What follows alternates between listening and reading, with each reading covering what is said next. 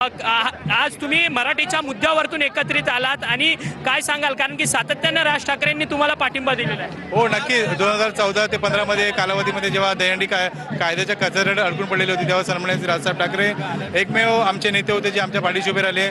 सन्माननीय श्री अविनाश जाधव साहेब आमच्या पाठीशी उभे राहिले आणि हा दहीहंडी सण टिकवून ठेवला. त्यामुळे आम्ही सगळेच मराठी बांधव आज एकत्र येऊन खूप खुश आहोत की दोन्ही बंध एकत्र आणि हा एकंदरीत मराठी माणसाच्या एकजुटीचा विजय झालेला असं आम्हाला वाटतं. आज कितीही थरांची विजयी सलामी तुम्ही देणार, कारण की शासनाचा निर्णय रद्द झाल्यानंतर संपूर्ण विजयोत्सव आज साजरा होतो. हो नक्कीच आम्ही त्याला 6 थराची सलामी देणार आहोत, कारण लावायचे होते आम्हाला 8 थर, पण आता DCP साहेब वगैरे त्यांचे परमिशन नाही ना आम्हाला ते थराचे, म्हणून आम्ही 6 थरच लावणार आहोत. खरं तर 6 थरांची ही सगळी विजयी सलामी या ठिकाणी जय जवान गोविंदा पथकाकडनं लावली जाणार आहे आणि चिमुकलीच्या हातात या संपूर्ण पोस्टर आपण पाहू शकतो की मी अत्यंत कडवट मराठी आहे आणि माझ्या वरचे संस्कार पण तसेच आहेत.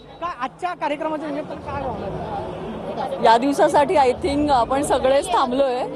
सो खूप अपेक्षा आहेत आणि नक्कीच ह्याच्यामुळे महाराष्ट्राचं जे पॉलिटिक्स आहे त्याच्यावर खूप छान प्रभाव पडणार आहे. मराठी महाराष्ट्रात कंपल्सरी आहे, अनिवार्य आहे. कंपल्सरी म्हणण्यापेक्षा मराठीत बोललंच पाहिजे सगळ्यांनी. जे मराठी आहेत त्यांनी पण आणि जे मराठी नाही आहेत त्यांनी पण.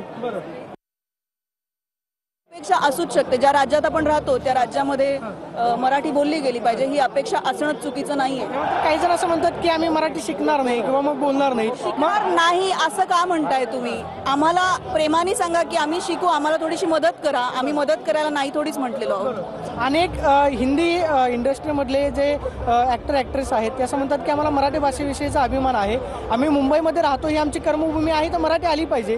मात्र जे हिंदी व्यावसायिक असतील किंवा मग व्यापारी असतील ते जाणून बुजून म्हणतात की आम्हाला शिकायचीच नाही. मग याचा अर्थ आता मी त्यांच्याविषयी काय बोलू? खरं तर इतकी वर्ष राहून जर का महाराष्ट्रामध्ये राहून तुम्हाला मराठी शिकायची नाही ही वृत्ती चुकीची आहे. आमचं म्हणणं आहे की आम्हाला आमच्या मराठी माणसांना सांगा ना की आम्हाला थोडीशी मदत करा.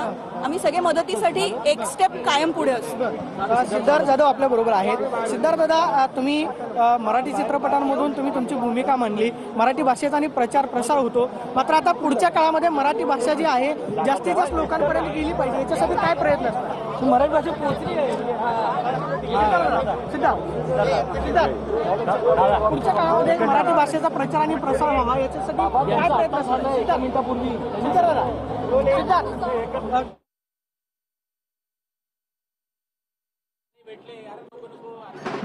सिद्धार्थ आपण मराठीत बोलतोय साहेब, उत्तर प्रश्न की चुकीचा विचार. आता विषय असा आहे की महाराष्ट्रात राहून पुढच्या काळात मराठी होणार असं कसं बोलू, तुम्हीच कसं बोलू शकता साहेब? विषय असा आहे की मराठी भाषेविषयीची जी नकारात्मकता दाखवली जाते, अनेक जण म्हणतात की आम्ही मराठी शिकणार नाही, बोलणार. आपण बोलतोय मराठी साहेब, त्यांना काय आवाहन करा? काही नाही, उलट खूप